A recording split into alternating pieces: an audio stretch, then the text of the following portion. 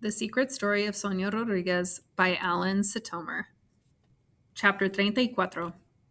No one in mi familia was nearly as religious as Tia Luna, and she always tried to make us feel guilty about it around holidays like Easter and El Dia de la Candelaria, the day that Mary first presented Jesus in church.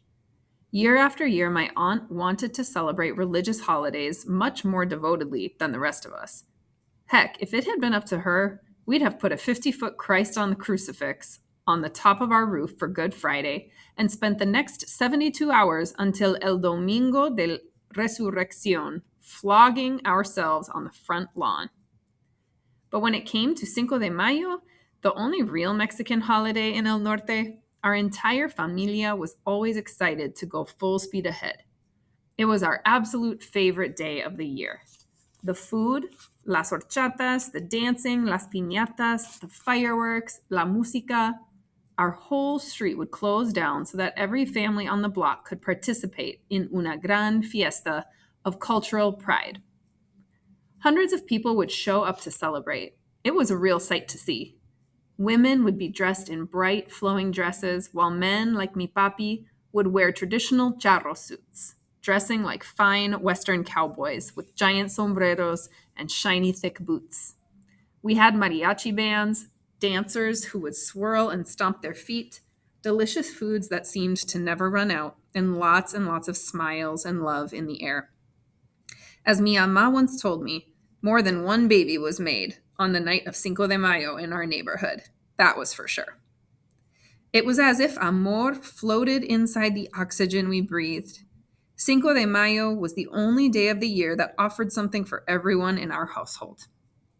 And this year, it was going to offer me the opportunity to earn my diploma. Doing all those packets made me feel like some kind of marathon runner who was getting stronger and stronger as I got closer and closer to the finish line. In my mind, Cinco de Mayo came every year, but the chance to graduate high school on time with the rest of my class only came once. I was determined to do it and made plans to stay home. Plus, this year was a little weird anyway. Tia Luna was still depressed about the fact that my drunkle was in jail, and mi papi had chosen to work instead of taking the whole night off to come to the fiesta.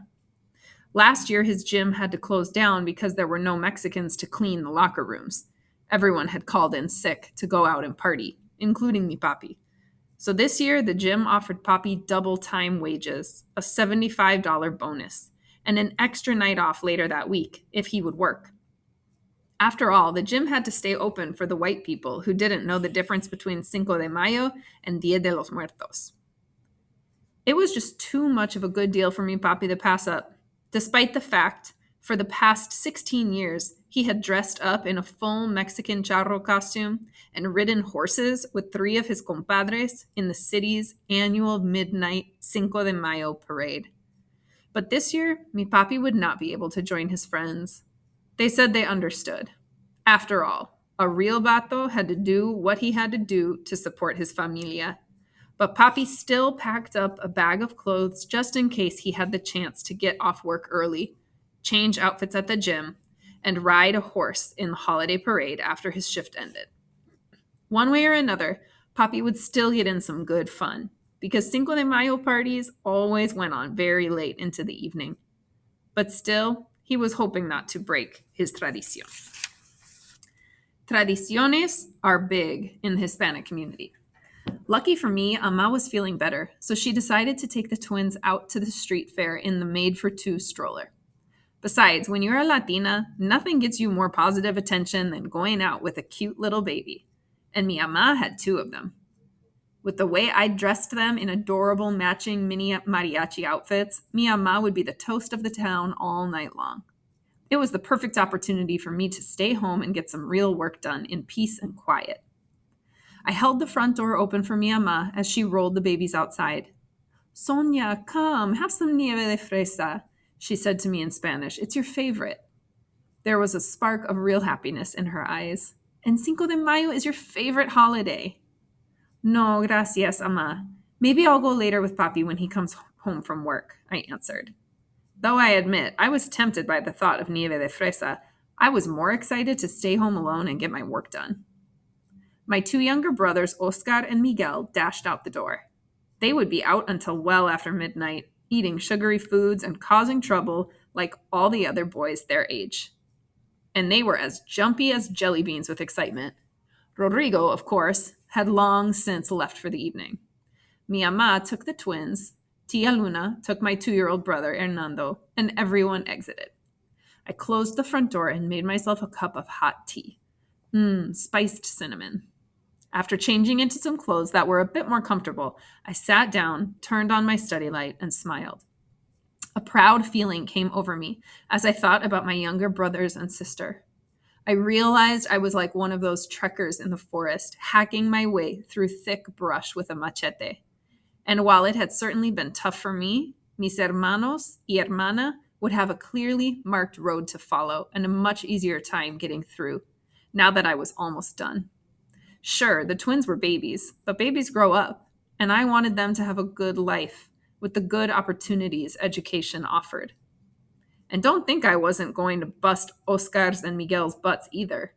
Sure, they were out playing tonight, but next week, I was determined to pound them like a crazy person about school. In El Norte, escuela matters. 45 minutes later, I finished the packet of math. 30 minutes after that, I completed the science section. Then I got a bug up my butt to take a break, and I went to the old computer mi papi had been given by his white boss when they did their technology upgrade last year, unplugged the home phone line, and jammed it into the side of the tan machine so that I could go online and check my email. I was hoping that Maria had gotten the sign language book I had sent. Though my internet connection was as slow as ketchup being poured out of a bottle, I finally got online, and sure enough, there was an email from Maria. Hola, Pocha. Got the book. Awesome gift. And of course, no offense taken. Isabella seems to be a natural at sign language. She's already learned how to say milk, bath, and banana. Seems Abuelita knows some sign language too. This week, she taught Isabella how to give someone the middle finger. Abuelita says it's because folks can be cruel in this world, and a deaf baby is going to need to know how to tell a person to F off. I must say, I kind of agree with her. Am I a bad mother for allowing my daughter to learn that? How's school, Rigo, the rest of the family, and, most importantly, your mysterious love life, which you never tell me about? Anytime you get the urge to do the in and out, remember, there's a caballero down here who would drive across 3 borders to be your partner. Miss you, hug you, love you, Maria. P.S. Come visit soon. We'll bathe like mermaids again. LOL. I couldn't help but smile. Though it had been a while, mi prima and I were still connected like 2 peas in a pod, and I wondered when the next time I could visit her would be. I figured I'd run the idea by mi ama in the morning and type a reply to Maria after I had an answer. Truly, I couldn't wait to head back to Abuelita's and take wee-wees with bullfrogs the size of buffalo. There's just something about the place that gets under your skin. In a good way, though. I returned to the table, sat back down under my study light, and opened the next packet. Break time was over. Suddenly, I heard a noise. Hola, I called out. It sounded like a key turning in the lock. There was no reply. ¿Quién es? I said, asking, who's there? The door slammed open, and a moment later, my dirty, greasy drunkle stumbled through the front door. No, he hadn't escaped from prison. He's too stupid to pull off anything like that. The jails simply set him free due to overcrowding. It's called the Catch and Release Program. In California, with so many inmates and not enough cells to keep everyone who's been convicted of a crime locked up, minor offenses, and in Los Angeles, minor means anything less than first-degree serial murder with a chainsaw, are let out of jail to free up prison beds. Due to recent budget cuts and overpopulation, the cell doors of almost 1,300 inmates had been let open to make room for the next wave of prisoners. So-called minor offenders, like my drunkle, got released with time served. Even illegals set for deportation hearings were set free. My drunkle had served 22 days of a 31-month sentence and been given a sheet of paper with a citation to appear in front of an immigration committee to determine whether or not he would be allowed to stay in this country. And yes, it was pink. His hearing had been set for 4 months from now. My drunkle crumpled the sheet of paper and laughed. Adivina quién regresó? He asked with a bit of flair for the dramatic. In English, it translated as, guess who's back? He was drunk. I was wearing only a nightgown. He looked around, saw that I was alone, and began to walk toward me. I froze with terror. Chapter 35. You've been teasing me, he said in Spanish, for too long, but I know you feel our attraction. I could tell by the look in his eyes that he was hungry, very hungry, but for something other than food. Fireworks from the celebration exploded outside. He moved closer. Es una fiesta, he said with glowing, bloodshot eyes, and tonight will be ours. He violently grabbed me, pulled me close. My drunkle was a strong man, and I knew instantly that I was no match for him physically. And emotionally, I had no will to fight. Deep in my heart, it was my worst fear coming to life. I could do nada, nothing, other than watch it happen, as if it were a movie, and I was viewing the horrifying drama of someone else. A part of me always knew this day would come, and a part of me also knew that my voice would fail me when it did. I didn't scream for help. Instead, like a coward, I submitted. He began to take off my nightgown. I wished for the ability to do something, but I couldn't. Terror had frozen me, stolen my ability to act. I was his puppet, and my drunkle knew it. He reached for my top button, then the second, then the third. Though I was wearing a bra, it was low cut and my breasts were partially exposed. He smiled. I could tell that he liked what he saw very much. My drunkle paused and took a moment to enjoy the sick pleasure of it all.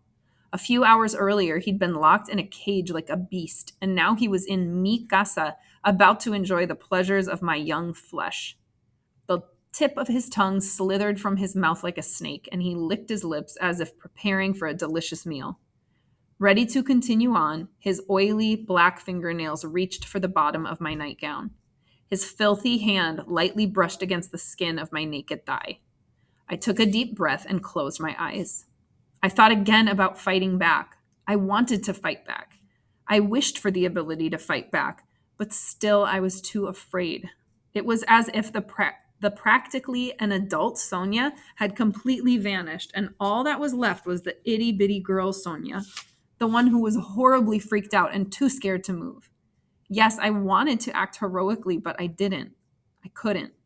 Fear had swallowed me like that whale Moby Dick in the famous book.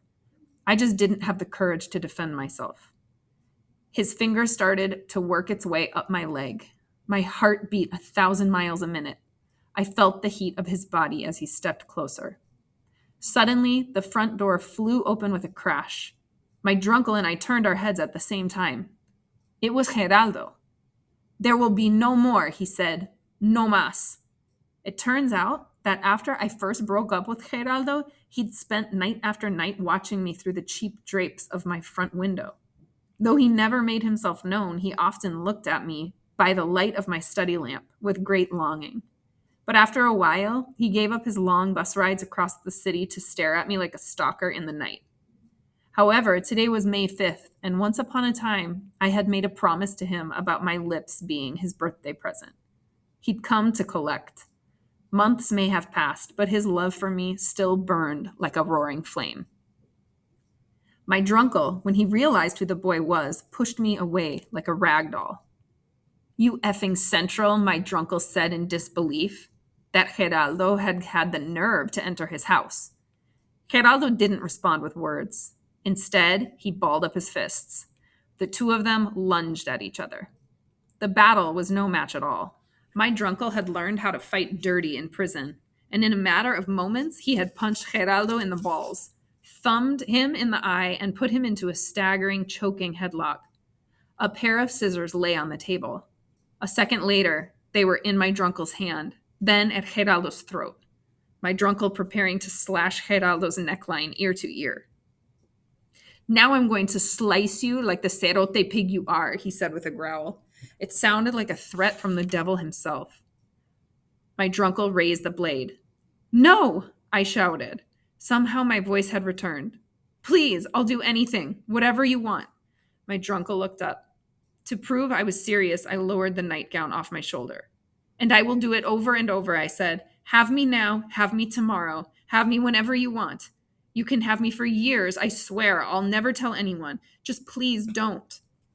I looked up at Geraldo, whose face was turning red from a lack of oxygen. Don't, I repeated, please. My drunkle paused. Geraldo's eyes glared at me with wild desperation. The look on his face was clear. No, don't do it, Sonia, no. I ignored Geraldo. A wicked smile slowly crept over my drunkle's face. Hear that, cerote pig? You need a girl to save you. My drunkle slashed a half-inch slice behind Geraldo's ear. Blood squirted on the floor. As a reminder, my drunkle said, and then he grabbed a candlestick and punched Geraldo in the head with it. It didn't kill him, but my drunkle had knocked him unconscious. Geraldo fell to the floor like a bag of bricks. Suddenly, the house felt eerily silent, eerily quiet. Fiesta music and dancing could be heard outside. Laughter echoed from the streets.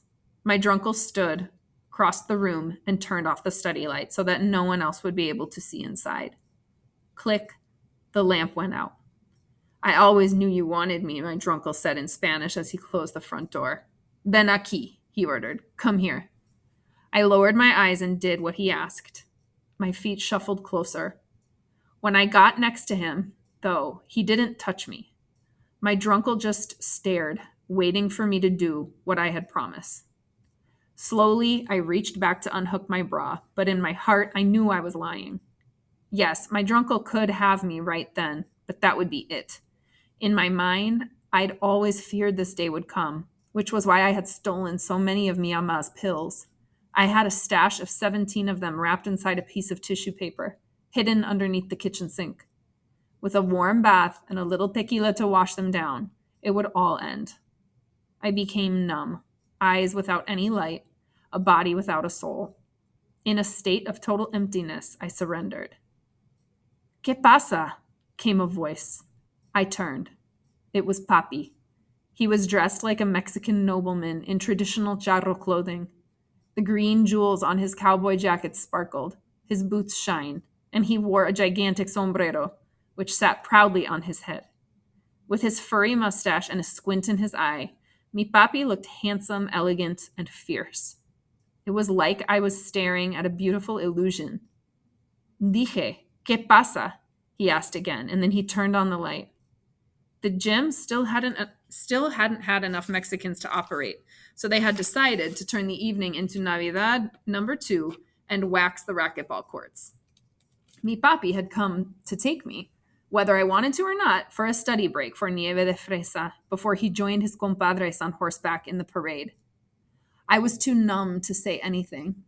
Dream world and reality had crossed over too many times. I caught the cerote pig in your house, my drunkle quickly responded. He was about to take advantage of your daughter. Mi papi paused and studied the situation. This boy? He asked after a long moment of just staring. Si, said my drunkle, this central. Papi looked at me. I was paralyzed, unable to speak. Lift his head, mi papi ordered. My drunkle paused, not comprehending. Papi turned and went to his closet. I said, lift his head, mi papi repeated. A moment later, my father stepped out of the closet, holding his Roberto Clemente baseball bat. My drunkle smiled. Once again, he had outsmarted his estupido brother-in-law. My drunkle crossed the room, got down on his knees, and lifted the unconscious head of Geraldo so that mi papi could smash him with the baseball bat. Buena, said mi papi as he lined up his swing. Hold him right there.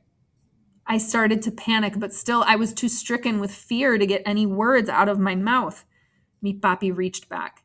Use your voice, Sonia, I said to myself. Use your voice. I needed to say something. Now, I screamed inside my head. Use your voice. My father began to swing with full force. Use your... But I was too late. My voice didn't come. Smash! Mi papi blasted his target. The Roberto Clemente bat broke in two. My drunkle fell to the ground like a sack of beans. Mentiroso! Shouted mi papi. Liar! Smash! Mi papi bashed my drunkle a second time with the broken half of the bat he still held in his hand. Mi papi then started beating him with anything he could grab. Bastardo! Screamed mi papi as he kicked my drunkle in the ribs. Desperate to get away, my drunkle crawled out the front door of our house and stumbled into the street. I'll kill you, papi shouted as he ripped a guitar from the hands of a passing mariachi player and smashed it over my drunkle's back. Suddenly, the streets fell silent, and a circle formed around mi papi as he began beating my drunkle in the center of the street. With the música stopped, the crowd grew bigger to watch. You think I'm a fool? Shouted mi papi in Spanish. You dare to touch my daughter? My father kicked my drunkle again, this time in the face. There was a loud thump. Blood squirted onto mi papi's boots, and my drunkle groaned in pain. Word quickly spread throughout the crowd as to why this beating was taking place. Normally, folks would have interfered. They would have stepped in to break up the fight. But when la gente gained a sense of why mi papi, a man with a reputation of great restraint, was involved in this action, no one dared move forward to halt him. The crowd just watched. It was justicia, justice. Nothing was more sacred than familia. My father stripped off his belt. You dare to touch my little girl? My drunkle lay there beaten, bleeding, and defenseless. He had taken too many blows to the head, and though he tried to put his hands up, there was no fight left in him. Mi papi stepped behind him, cinched his belt around my drunkle's neck, and began to squeeze. And squeeze. My drunkle started to turn red, then blue. Oxygen was being cut off from his brain, and though his hands tried to grab on to the leather strap around his neck, there was nothing he could do to stop from being choked. Mi papi yanked the belt tighter and tighter, and even though there were at least 150 witnesses, no one would have said anything to the policía about how my drunkle had died. Some things were sacred in our community, and my drunkle had gone too far. Too far. His eyes began to bulge. His face turned from blue to purple. A few more seconds and my drunkle would die. I stepped through the crowd. No, papi, I said in a soft voice. My father looked up. No, I repeated. Do not stoop to that level. Papi paused. A moment later, a soft look came to his eyes. He knew I was right. A second later, he released the belt. My drunkle dropped to the ground like a hunk of meat and sucked in a breath of air. I stepped forward and hugged my father. Mi papi squeezed me back. Te quiero, papi, I said. A tear came to his eyes. I love you too, Tortuguita. Papi dropped the belt. It was over. It was all over. I looked up, and mi ama's face appeared through the crowd. She exchanged looks with my father and lowered her eyes in shame. A moment after that, Tia Luna appeared with her mouth open, ready to shout something when she saw the state of my drunkle. Then, when her eyes met my father's, she too lowered her gaze. The fierceness of his glare had frightened both of them into instant submission. Return, you die, Papi said to my drunkle. My drunkle stumbled to his feet and scampered off like a beaten, bloody dog, never to be seen again. Hugging me, mi papi walked us through the silent and stunned crowd, and we went back inside our casa. Chapter 36. After mi papi and I had taken Geraldo to the emergency room and sent him home, we returned to our house. Mi papi picked up the broken handle of what was left of his Roberto Clemente bat and looked around at the mess. Everyone in la casa had returned home after hearing about what had happened. Bad news like this made its way around a Latino community quicker than cold cheese melted on a hot enchilada. Rodrigo, mi ama, Oscar, me, Tia Luna, Miguel, Hernando, even the twins sat in the living room and waited, not knowing what Papi was going to do. He picked up a glass of water and took a long, slow sip. Then, smash! He threw the glass down in the center of the room where it exploded into 1,000 pieces. Everyone jumped back in fear. You, he said, as he pointed the tip of the broken baseball bat at Rodrigo, will get a job.